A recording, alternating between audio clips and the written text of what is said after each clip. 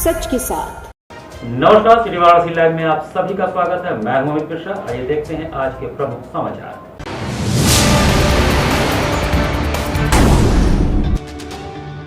शहीद उद्यान में आयोजित मुख्यमंत्री सामूहिक विवाह समारोह में 80 हिंदू और 3 मुस्लिम जोड़ों ने अपनी परंपराओं के अनुसार रचाई शादी। भाजपा का पंडित दीनदयाल उपाध्याय प्रशिक्षण महाअभियान 2026 सारनाथ में संपन्न, 3 राज्यों के शीर्ष नेताओं की मौजूदगी। सीएम योगी पर फिर से बरसे शंकराचार्य स्वामी अविमुक्तानंद, कहा विगत 20 दिनों में योगी के कालनेमी होने के ही मिले हैं संकेत। और लंबित पाठ्यक्रम संचालन व सीएचएस प्रवेश विसंगतियों पर समाजवादी छात्र सभा ने बीएचयू प्रशासन को सौंपा ज्ञापन। और अब समाचार विस्तार से। शहीद उद्यान में गुरुवार को मुख्यमंत्री सामूहिक विवाह योजना के तहत 83 जोड़ों का विवाह संपन्न कराया गया। सिगरा से शहीद उद्यान गुरुवार को मंगल गीतों, खुशी और सराबोरों उठा। मुख्यमंत्री सामूहिक विवाह योजना के तहत आयोजित भव्य समारोह में 83 जोड़ों का विवाह संपन्न हुआ। इसमें सामाजिक समरसता की अनूठी मिसाल देखने को मिली, जहां एक ही मंडप के नीचे 80 हिंदू जोड़ों ने वैदिक मंत्रोच्चार के बीच 7 फेरे लिए। वहीं 3 मुस्लिम जोड़ों ने भी अपने रीति रिवाजों के अनुसार निकाह कबूल किया। समाज कल्याण विभाग द्वारा आयोजित समारोह के मुख्य अतिथि महापौर अशोक कुमार तिवारी और अपर नगर आयुक्त सविता देवी ने नवविवाहित जोड़ों को आशीर्वाद देकर उनके उज्जवल भविष्य की कामना की। इस अवसर पर महापौर ने कहा कि मुख्यमंत्री सामूहिक विवाह योजना गरीब परिवारों के लिए संबल बनी है, जिससे बेटियों की शादी अब बोझ नहीं रह गई है। योजना के तहत कन्याओं के खाते में 60,000 रुपए भेजे गए, वहीं 25,000 की वैवाहिक उपहार सामग्री प्रदान की गई है। साथ ही 15,000 रुपए सामूहिक विवाह की व्यवस्थाओं पर खर्च किया गया था। इस एक जोड़े पर 1 लाख रुपए खर्च का प्राविधान है। महापौर ने जोड़ों को सरकार की ओर से दी जाने वाली सहायता राशि और उपहार सामग्री भी भेंट की है।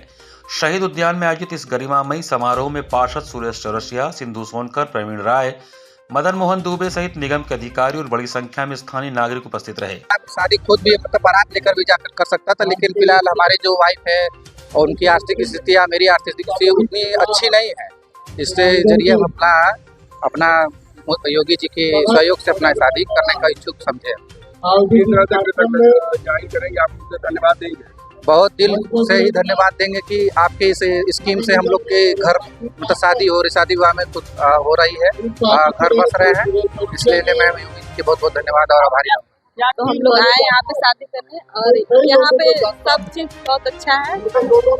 योगी जी का धन्यवाद करना चाहते हैं। मेरा नगर निगम में है, निकाह हुआ है हमारा। बहुत खुशी हुई है इस बात की कि मोदी जी की वजह से, हमारा योगी जी की वजह से आज निकाह हुआ है। अब बहुत अच्छा लग रहा है। प्रधानमंत्री और सामूहिक विवाह किया गया है, क्या कहना चाहिए? बहुत अच्छा काम कर रहे हैं योगी जी और मोदी जी, बहुत अच्छा काम है ये। गरीबों की सहायता कर रहे हैं, हम तो बहुत खुश हैं और हमेशा मोदी जी योगी जी को खुश रहें। उत्तर प्रदेश सरकार के माननीय मुख्यमंत्री जी के द्वारा मुख्यमंत्री सामूहिक विवाह आयोजन का एक कार्यक्रम है, नगर निगम द्वारा आयोजित किया जा रहा है, जिसमें कि आज 83 जोड़ों को शादी के बंधन में, जिनका जो यहाँ पे शादी के बंधन में बंधे हैं, जिसमें 80 जोड़े हिंदू हैं और 3 जोड़े मुस्लिम समुदाय के। आगे भी जाएगा, ये हर साल होता है। इसमें इस बार मुझे लगता है बहुत पैसा भी बढ़ाया गया है। 60,000 रुपया नकद दिया जा रहा है, 25,000 का सामान दिया जा रहा है, भोजन, टेंट, अन्य व्यवस्था जो है ये किया जा रहा है। तो मैंने जो खर्चा आ रहा है वो सभी शादियों पर 1-1 लाख रुपया पर शादी पर 1 लाख रुपया खर्चा आ रहा है। ये पूरे जनपद के नगर निगम क्षेत्र से, कुछ नगर निगम के बाहर के भी लोग हैं। जो रजिस्ट्रेशन हमारे यहाँ हुआ था उनका वेरिफिकेशन हुआ और उसके बाद ये शादी का आयोजन किया जा रहा है। शंकराचार्य स्वामी अविमुक्तानंद ने गुरुवार को विद्यामठ केदारघाट में प्रेस वार्ता कर मुख्यमंत्री योगी आदित्यनाथ पर हिंदू न होकर कालनेमी होने का आरोप लगाया। स्वयं को असली हिंदू सिद्ध करने हेतु उत्तर प्रदेश के मुख्यमंत्री योगी आदित्यनाथ को दिए गए अल्टीमेटम के 20 दिन बीतने पर शंकराचार्य स्वामी अविमुक्तानंद ने गुरुवार को काशी के केदार घाट स्थित विद्यामठ में प्रेस वार्ता कर कहा कि इस समय में आदित्यनाथ ने अभी तक अपने हिंदू होने के कोई संकेत नहीं दिए हैं, अपितु कालनेमी होने के ही संकेत मिले हैं। उन्होंने योगी आदित्यनाथ की गोरक्षा के विषय पर रहस्यमयी चुप्पी और दूसरे विषयों पर मुखरता को रेखांकित करते हुए गोवंश की दुर्दशा पर गंभीर प्रश्न खड़े किए हैं। उन्होंने कहा कि समस्त संतों विद्वानों का आह्वान है कि जनमानस से यह स्पष्ट मत है कि किसी भी विरक्त व्यक्ति अथवा महंत को किसी धर्मनिरपेक्ष पद पर पूर्णकालिक वेतनभोगी कर्मचारी के रूप में कार्य नहीं करना चाहिए, क्योंकि यह संन्यास की मर्यादा के प्रतिकूल है।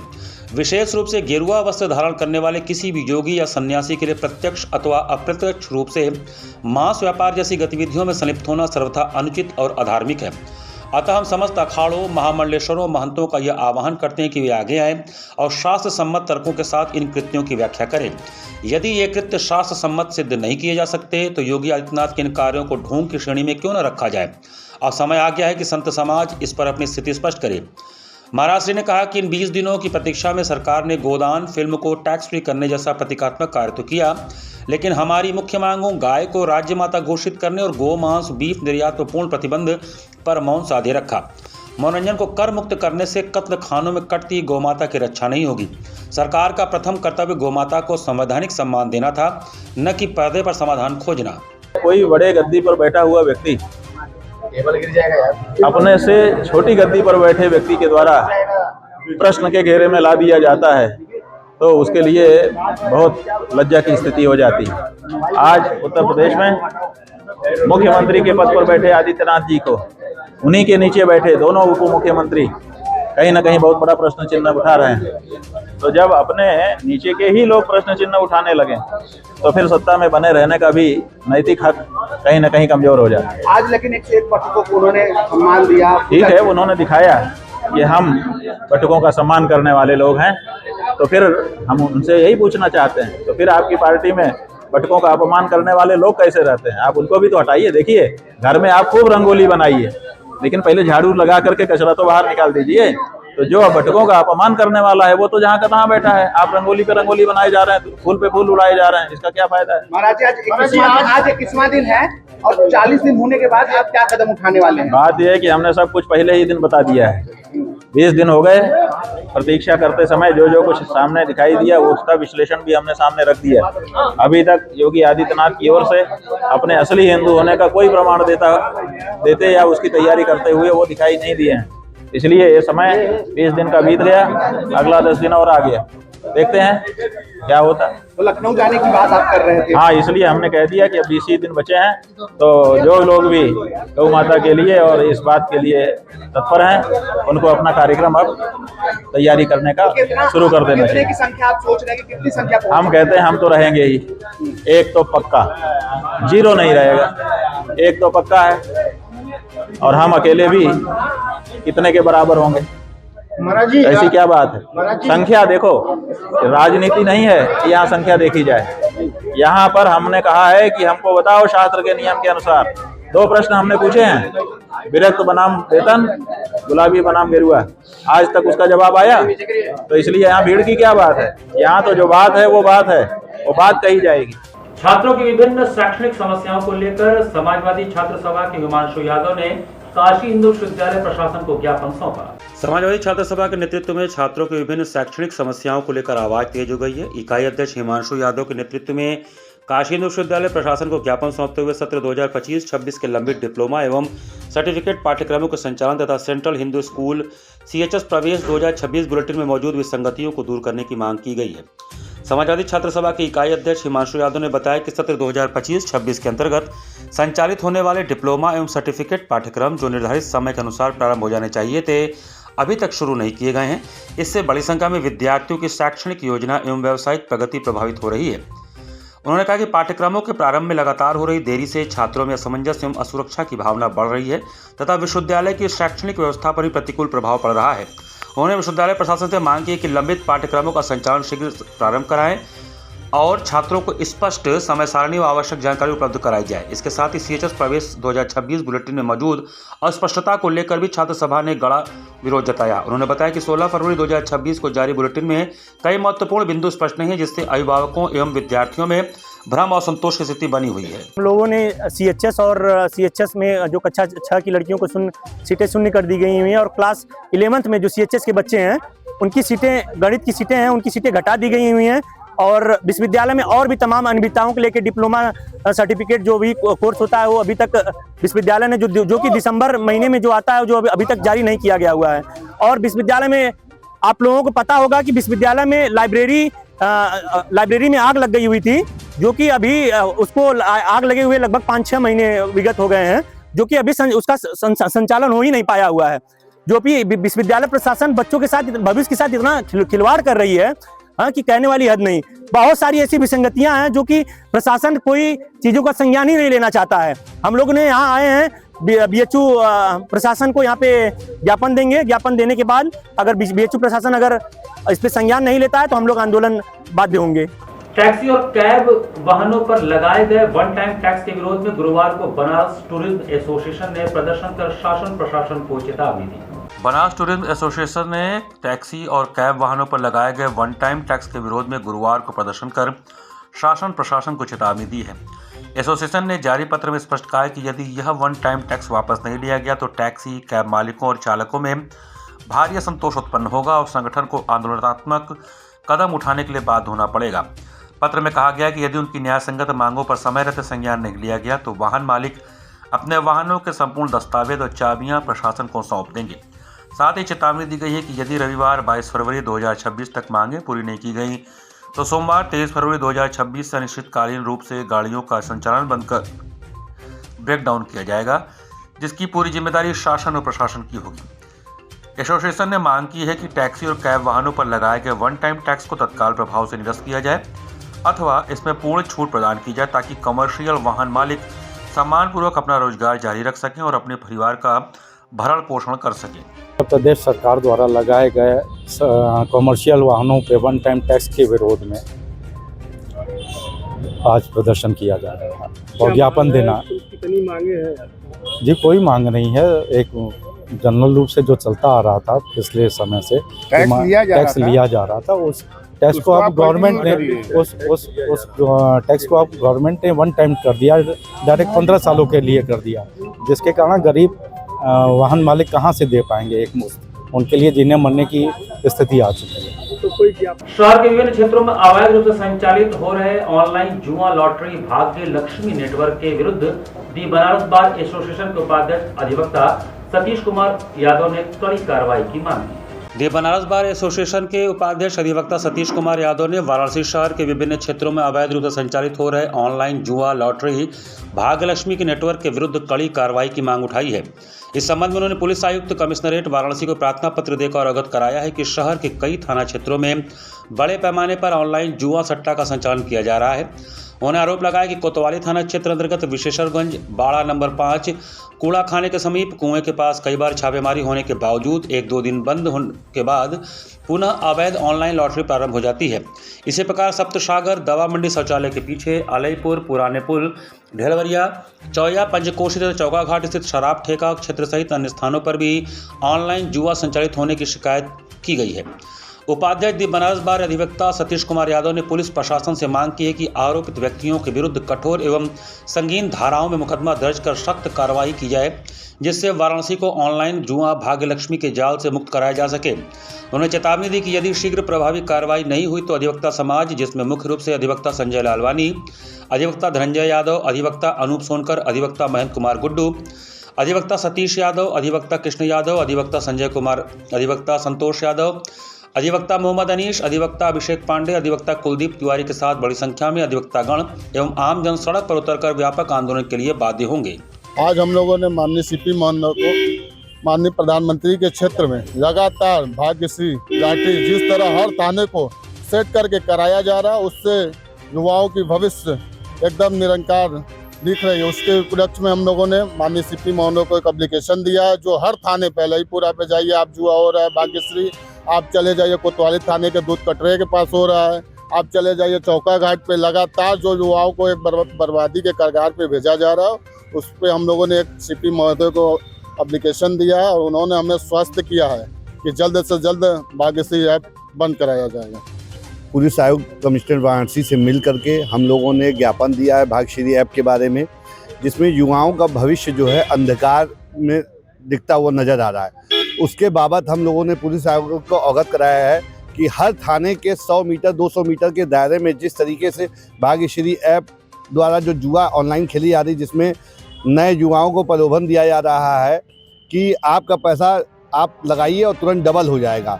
इस तरीके से जो नए युवा हैं वो अंधकार में जा रहे हैं। मोदी जी का संसदीय क्षेत्र है, हमारे देश के प्रधानमंत्री का संसदीय क्षेत्र है। हम ये उनसे आगमन करना चाहेंगे पुलिस कमिश्नर के, जल्द से जल्द ऐप को बंद कराकर नए युवाओं का जो भविष्य है वो अंधकार से बचाने की कोशिश करें। यहाँ पर होते चला थोड़े से ब्रेक का बने रहिए सिटी वाराणसी लाइव के साथ। वाराणसी लाइव सच के साथ। Facilities of Navneeta Kuvar Public School, quality education, well qualified faculty, dance, vocal, instrumental music, robotics, art and craft, skating, karate classes, indoor and outdoor activities, use playground for kindergarten and various types of games, math, physics, biology, chemistry lab and smart library, well maintained computer lab and classes, highly secure and GPS track convince facilities, educational based activities using technique tools and interesting methods for student. Navneeta Kuvar Public School, Swahi near BHU Hyderabad Gate, Varanasi. Mobile number 7311128462. Navneeta Kuvar Public School. A bright future starts with the right education. JPM English School, based on CBSE pattern. Admission open from pre-nursery to class 8. We provide high-quality education and expert guidance from experienced faculty. Spacious, calm and modern learning environment. A well-equipped computer lab. Modern science lab. Well-stocked library. Indoor games like chess, carom, ludo, etc. And outdoor games like skating, basketball, badminton, cricket, etc. Special yoga classes for overall physical and mental growth. Special personality development classes. Regular dance classes. Special music classes. The students always remember that education is not a destination, it is a journey. So never stop, keep pushing yourself to achieve your goals. Enroll today to JPM English School, Ganganagar Colony, Badaun, Varanasi. Call us at 700-7655-355. आधुनिक शिक्षा की नई परिभाषा, international Hindi school Nagwa, Lanka, Varanasi.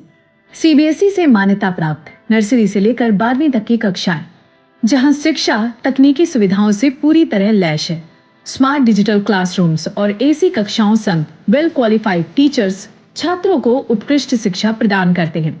Well equipped robotics lab, biology lab, chemistry lab, physics lab एवं specific Einstein lab और soil testing lab, जहां छात्रों को प्रयोगात्मक ज्ञान और नए आविष्कारों की समझ मिलती है। संस्कृत और जर्मन भाषा की कक्षाएं, जहां नई भाषाओं से आपका परिचय होता है। वहीं विशाल कंप्यूटर लैब से तकनीकी शिक्षा का सही और सटीक मार्गदर्शन मिलता है। एक संस्थान जहां छात्रों के शारीरिक और मानसिक विकास के लिए योग, नृत्य और संगीत के बेहतरीन शिक्षण और प्रशिक्षण उपलब्ध है। इंडोर गेम्स और आउटडोर गेम्स छात्रों को मानसिक ताजगी और शारीरिक शक्ति प्रदान करते हैं। विशाल पुस्तकालय, अनुभवी और योग्य शिक्षक, जहां हर छात्र को मिलता है व्यक्तिगत ध्यान और मार्गदर्शन। हमारे पास है सुविधाजनक परिवहन व्यवस्था ताकि आपके बच्चे स्कूल आसानी से पहुंच सके। इंटरनेशनल हिंदी स्कूल में अपने बच्चों को बेहतर भविष्य की दिशा दिखाएं। The institution directed and controlled from USA. Give me your children. We will work very hard and turn them into responsible, hard-working and bright citizens of India. That's what India needs. Varanasi live सच के साथ। Break के बाद आपका स्वागत है। राजकीय अलंकृत उद्यान कंपनी बाग में 21 एवं 22 फरवरी को 2 दिवसीय मंडलीय शाक भाजी फल एवं पुष्प प्रदर्शनी का आयोजन किया जा रहा है। उप निदेशक उद्यान दिग्विजय कुमार ने बताया कि कचहरी स्थित राजकीय अलंकृत उद्यान कंपनी बाग में 21 एवं 22 फरवरी को 2 दिवसीय मंडलीय शाक भाजी फल एवं पुष्प प्रदर्शनी का आयोजन किया जा रहा है। उद्यान विभाग द्वारा प्रदर्शनी के साथ ही 2 दिवसीय कृषक गोष्ठी का आयोजन भी होगा। मंडल के जनपदों से आए कृषकों को शाक भाजी, फल, पुष्प के साथ मशरूम उत्पादन, मधुमक्खी पालन, ग्रीन हाउस खेती सहित कृषि क्षेत्र के समस्त कार्यक्रमों के नवीन विधियों की जानकारी वैज्ञानिकों द्वारा दी जाएगी तथा कृषकों को कृषि व बागवानी की खेती से संबंधित साहित्य भी उपलब्ध कराया जाएगा। प्रदर्शनी में व्यक्तिगत प्रतिभागियों के साथ राजकीय संस्थाओं, महाविद्यालयों, उद्यमियों, निजी पौधशालाओं, रेलवे व अन्य प्रतिष्ठानों के प्रतिभागी भी प्रतियोगिता में भाग लेंगे। उन्होंने बताया कि मंडलीय पुष्प प्रदर्शनी को 18 वर्गों तथा 154 श्रेणियों में वर्गीकृत किया गया है, जिसमें शाक भाजी, फलों से संरक्षित पदार्थ, गुलाब के कांटे, फूल प्रदर्शनी का सर्वोत्तम गुलाब, डहेलिया कटे फूल, कटे मौसमी फूल, कलात्मक फूलों की सज्जा, गमलों में जाड़े के मौसमी फूलों के पौधे, मौसमी फूलों के गमलों का समूह, गमलों में लगी डहेलिया, सदाबहार पत्ती वाले फूल वाले गमलों के पौधे, कैक्टस, सकुलेंट्स एवं बोनसाई, औषधि संगत पौधे, वर्टिकल गार्डन, रंगोली, टेरारियम पौधे एवं शादी मंडप आदि में लगाए जाने वाले प्रदर्शनों में प्रतिभागी विजेताओं को प्रथम, द्वितीय एवं तृतीय पुरस्कार के रूप में क्रमशः 700, 500 एवं 400 तथा स्मृति चिन्ह व प्रमाण पत्र से पुरस्कृत किया जाएगा। उप निदेशक उद्यान दिग्विजय कुमार ने बताया कि 2 दिवसीय मंडलीय शाक भाजी, फल एवं पुष्प प्रदर्शनी 2026 का उद्घाटन 21 फरवरी को प्रदेश के राज्य मंत्री स्वतंत्र प्रभार, स्टाम्प, न्यायालय शुल्क एवं पंजीयन रविंद्र जायसवाल तथा प्रदर्शनी का समापन समारोह पारितोषिक वितरण कार्यक्रम 22 फरवरी को अपराह्न 2 बजे मुख्य अतिथि अशोक कुमार तिवारी महापौर के कर कमलों द्वारा किया जाएगा, जिसमें लर्निंग रहेगा और प्राकृतिक का जो ये प्रदर्शनी का आकर्षण है वो मेंटेन रहेगा। उससे संबंधित जो आकृतियाँ विभिन्न बनाई गई हैं उस पर रहेगा। स्थानीय व्यंजन जो हमारे हैं उनको भी हम लोग शामिल कर रहे हैं, ताकि जो हमारे जीआई टैग जिनमें हमारे व्यंजन में प्राप्त हैं उनका स्थानीय लोग आने वाले आगंतुक को उसका लाभ उठा सकें। साथ साथ पेंटिंग कल्चरल एक्टिविटी को सम्मिलित किया गया है, ताकि जो आने वाले शासकीय संध्या में हमारे उनको आनंद ले सके। तो ये सरकार के द्वारा जो कि किसान भाई या लोकल स्थानीय के लिए एक जानकारी के साथ पूरा एंटरटेनमेंट का एक स्पॉट होगा, जहाँ पे बच्चों के साथ, बच्चों से लेके बूढ़े तक के लिए सभी लोगों के लिए हम लोग उनके एक आनंद के लिए हम लोग चयनित करे हैं जगह कार्यक्रम। स्टॉल जो हमारे टोटल रहेंगे इसमें लगभग 25 रहेंगे, जिसमें हम स्थानीय पंडाल जो कार्यक्रम हमारे वो सब पूरा रहेगा। गुरुवार को पंडित दीनदयाल उपाध्याय प्रशिक्षण महाअभियान 2026 के अंतर्गत प्रदेश स्तरीय प्रशिक्षण कार्यशाला वैचारिक संकल्प और संगठनात्मक रणनीति के साथ संपन्न हुआ। सारनाथ स्थित केंद्रीय तिब्बती उच्च शिक्षण संस्थान में पंडित दीनदयाल उपाध्याय प्रशिक्षण महाअभियान 2026 के अंतर्गत उत्तर प्रदेश, उत्तराखंड और बिहार के उत्तर पूर्व जोन की प्रदेश स्तरीय प्रशिक्षण कार्यशाला गुरुवार को वैचारिक संकल्प और संगठनात्मक रणनीति के साथ संपन्न हुई। बैठक में तीनों राज्यों के वरिष्ठ पदाधिकारियों, जनप्रतिनिधियों और संगठन के प्रमुख नेताओं ने भाग लेकर बूथ से लेकर राष्ट्रीय स्तर तक संगठन को मजबूत बनाने की दिशा में मंथन किया। बैठक के उद्घाटन सत्र में अतिथियों ने दीप प्रज्वलित कर भारत माता, पंडित दीनदयाल उपाध्याय और डॉक्टर श्यामा प्रसाद मुखर्जी के चित्र पर पुष्प अर्पित किया तथा वंदे मातरम का सामूहिक गान किया। कार्यक्रम का समापन राष्ट्रगान के साथ हुआ। राष्ट्रीय सह संगठन महामंत्री शिव प्रकाश ने उद्घाटन और समापन सत्र को संबोधित करते हुए कहा कि व्यक्ति निर्माण से संगठन निर्माण और संगठन निर्माण से राष्ट्र निर्माण भाजपा का मूल ध्येय है। इसके लिए आयोजित यह प्रशिक्षण अभियान राष्ट्र निर्माण का महायज्ञ है। उन्होंने कहा कि प्रशिक्षण सतत प्रक्रिया है जिससे कार्यकर्ताओं का बौद्धिक और वैचारिक विकास होता है। उन्होंने कहा कि भाजपा आज दुनिया का सबसे बड़ा संगठन है और इसके साथ जिम्मेदारियां और चुनौतियां भी बढ़ी हैं। जनता की अपेक्षाओं पर खरा उतरने के लिए कार्यकर्ताओं का प्रशिक्षित होना आवश्यक है। उन्होंने कहा कि यह महाअभियान राष्ट्र निर्माण के संकल्प को मजबूत करने का महायज्ञ है और प्रशिक्षण वर्ग सादगीपूर्ण तथा सामाजिक सहयोग से संपन्न होना चाहिए। उन्होंने सामाजिक समरसता, आत्मनिर्भरता, स्वदेशी चिंतन, अनुशासन और राष्ट्र भावना को आत्मसात करने पर बल दिया। वहीं राष्ट्रीय महामंत्री तरुण चुग ने पीपीटी प्रस्तुति के माध्यम से प्रशिक्षण महाअभियान की रूपरेखा, उद्देश्य और कार्यप्रणाली की विस्तार से जानकारी दी। उन्होंने बताया कि 7 मार्च से 14 अप्रैल तक मंडल स्तर और 15 अप्रैल से 20 मई तक जिला स्तर की कार्यशालाएं आयोजित की जाएंगी, जिसके बाद प्रदेश स्तरीय प्रशिक्षण होगा।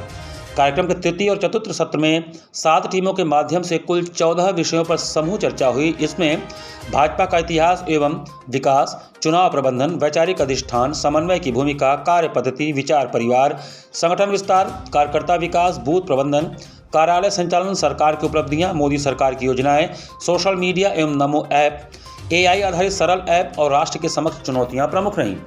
समापन सत्र में धन्यवाद ज्ञापन करते हुए केंद्रीय वित्त राज्य मंत्री एवं प्रदेश अध्यक्ष पंकज चौधरी ने कहा कि भाजपा ही एकमात्र ऐसी पार्टी है जो कार्यकर्ताओं के प्रशिक्षण पर विशेष जोर देती है। उन्होंने कहा कि इस अभियान के माध्यम से बूथ स्तर से प्रदेश स्तर तक कार्यकर्ताओं को संगठन की कार्यपद्धति, सरकार की नीतियों और जनसेवा के मूल मंत्र से जोड़ा जाएगा। उद्घाटन सत्र का संचालन राज्यसभा सदस्य एवं प्रदेश महामंत्री अमरपाल मौर्य ने तथा समापन सत्र का संचालन उत्तराखंड के पूर्व प्रदेश महामंत्री एवं अभियान के सह संयोजक राजू भंडारी ने किया। कार्यक्रम का समन्वय क्षेत्रीय अध्यक्ष दिलीप पटेल ने किया। चाहिए जिन्होंने बटुकों की चोटी खींची है। मेरा कुल मिलाकर इतना कहना, किसी के शरीर पर हाथ लगाना गैर कानूनी है बिना किसी कारण। शंकराचार्य के विवाद को किस तरीके से देखते हैं? उस पर मुझे अभी कुछ नहीं काल कहना, नमी मुझे कुछ नहीं कहना। 21 से 25 फरवरी तक काशी हिंदू विश्वविद्यालय में अंतर संकाय युवा महोत्सव स्पंदन 2026 का आयोजन किया जा रहा है। संगीत, कला, साहित्य एवं रंगमंची गतिविधियों के माध्यम से युवाओं की सकारात्मक ऊर्जा को प्रोत्साहित करने हेतु काशी हिंदू विश्वविद्यालय में प्रतिवर्ष आयोजित होने वाला अंतर संकाय युवा महोत्सव स्पंदन 2026 इस वर्ष 21 से 25 फरवरी 2026 तक आयोजित किया जाएगा। इस महोत्सव का उद्देश्य युवा रचनात्मक प्रतिभाओं को नई दिशा प्रदान करना तथा वर्तमान वैश्विक परिदृश्य में भारतीय संस्कृति के संरक्षण एवं संवर्धन के प्रति युवाओं को संकल्पित करना है। इस संदर्भ में गुरुवार को मीडिया सेंटर में आयोजित प्रेस वार्ताओं को संबोधित करते हुए डीन ऑफ स्टूडेंट ने बताया कि 5 दिवसीय इस युवा सृजनोत्सव में साहित्य, नृत्य, गीत, संगीत, नाट्य कला एवं दृश्य कला से संबंधित कुल 30 से अधिक प्रतियोगिताओं का आयोजन किया जाएगा। विश्वविद्यालय के सभी संस्थान, संकाय, महिला महाविद्यालय, राजीव गांधी दक्षिणी परिषद बरकछा एवं संबद्ध महाविद्यालय इसमें सहभागिता करेंगे। विद्यार्थियों एवं आगंतुकों की सुविधा को ध्यान में रखते हुए मुख्य आयोजन स्थल विश्वविद्यालय एमपी थिएटर स्थित पंडाल होगा। इसके अतिरिक्त प्रमुख कार्यक्रम स्थल पंडित ओंकारनाथ ठाकुर प्रेक्षागृह, डॉक्टर के.एन. उडुब्बा प्रेक्षागृह, स्वतंत्रता भवन, दृश्य कला संकाय सभागार, डॉक्टर करण सिंह सभागार, मालवीय मूल्य अनुशीलन केंद्र सभागार, कृषि विज्ञान संस्थान प्रेक्षागृह, विधि संकाय होंगे। स्पंदन 2026 का उद्घाटन 21 फरवरी 2026 को सायंकाल 4 बजे होगा। उद्घाटन समारोह में मुख्य अतिथि के रूप में प्रसिद्ध लोक गायिका मालिनी अवस्थी उपस्थित रहेंगी और 90 मिनट की विशेष प्रस्तुति देंगी। महोत्सव का समापन 25 फरवरी 2026 को प्रसिद्ध गीतकार समीर अंजान की गरिमामय उपस्थिति में होगा। 21 से 25 फरवरी तक ये स्पंदन का आयोजन होगा स्पंदन 2026। इसमें करीब 2000 प्रतिभागी विभिन्न संकायों से, कॉलेजों से और बरकच्छा RGSC से आएंगे और उसमें भाग लेंगे। मुख्य आकर्षण हमारी मुख्य आकर्षण तो वैसे हमारी मुख्य अतिथि मालिनी अवस्थी जी रहेंगी, जो कि उद्घाटन समारोह में आ रही हैं, और समीर अंजान जी आ रहे हैं जो समापन समारोह में आ रहे हैं। और मुख्य आकर्षण हमारे हिसाब से, और पूछिए तो हमारे सभी कार्यक्रम हैं जो हमारे मुख्य आकर्षण है। घाट संध्या कार्यक्रम में स्पेन से पधारे युवा कलाकार मफलदा का मनमोहक कथक नृत्य हुआ। स्पेन से पधारी युवा कलाकार ने मां गंगा के पावन तट पर उत्तर भारत के प्रसिद्ध कथक नृत्य की प्रस्तुति की एवं भारतीय सभ्यता एवं संस्कृति को आत्मसात किया। जिला प्रशासन के अभिनव पहल पर बुधवार को सुबह बनास के अंतर्गत घाट संध्या कार्यक्रम में स्पेन से पधारी युवा कलाकार मफलदा ने भारतीय संस्कृति को आत्मसात करते हुए उत्तर भारत का प्रसिद्ध कथक नृत्य का शुभारंभ शिव वंदना तत्पश्चात पारंपरिक कथक तीन ताल, दादरा, मोरी, छोड़े, डगरिया से एवं समापन शिव तांडव से किया। प्रस्तुति में चार चांद लगाने का कार्य संगत कलाकारों की उपस्थिति ने किया। बोल पड़ंत पर गुरु पंडित रविशंकर मिश्रा, गायन एवं संवादिनी पर पंडित गौरव मिश्रा, तबला पर श्री राम कुमार मिश्रा, बांसुरी पर सुविख्यात युवा कलाकार डॉक्टर शनीश गयावली उपस्थित रहे। कलाकार ने पद, लय, ताल, अंग संचालन, घुंघरूओं के झनकार से घाट संध्या के मंच को झनकृत कर दर्शकों के हृदय को रिझाने का अद्भुत प्रयास किया। कलाकार को प्रमाण पत्र एवं आशीर्वचन मुंबई से पधारे अतिथिगण SM शर्मा, वीणा शर्मा, AK सिंह ने प्रदान किया। धन्यवाद ज्ञापन श्याम कुमार केसरी ने प्रदान किया। कार्यक्रम का संयोजन सुबह बनारस के सचिव संस्थापक डॉक्टर रत्नेश वर्मा ने किया है। कार्यक्रम का सफल संचालन सीमा केसरी ने किया। इस अवसर पर कथक युवा कलाकार सौरव गौरव मिश्रा सहित भारी संख्या में दर्शकगण उपस्थित रहे।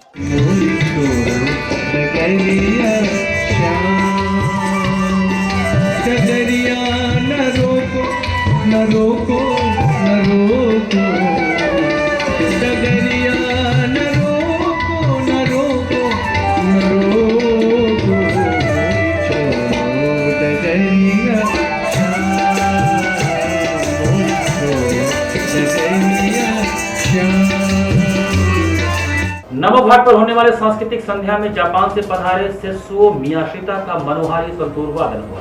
बुधवार को जिला प्रशासन वाराणसी में मंडलायुक्त S. राजलिंगम तथा जिलाधिकारी सत्येंद्र कुमार के पहल पर आयोजित होने वाले सांस्कृतिक संध्या कार्यक्रम में जापान से पधारे सेत्सुओ मियाशिता का संतूर वादन का कार्यक्रम आयोजित हुआ। उन्होंने रागपुरिया, कल्याण, ताल रूपक में विलंबित तथा तीन ताल में मध्य लय, तत्पश्चात द्रुत लय में संतूर बजाकर वहां बैठे श्रोताओं से खूब तालियां बजवाईं और वाहवाही लूटी। इनके साथ तबले पर सिद्धांत मिश्रा ने कुशलता पूर्वक संगत किया। कार्यक्रम का संचालन एवं धन्यवाद ज्ञापन अनूप मिश्रा ने किया। कार्यक्रम संयोजक अंशुमान महाराज रहे।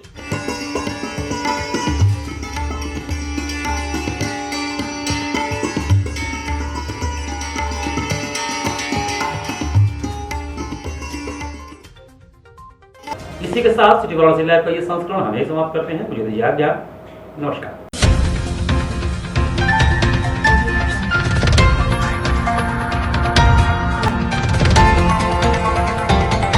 वाराणसी लाइव, सच के साथ।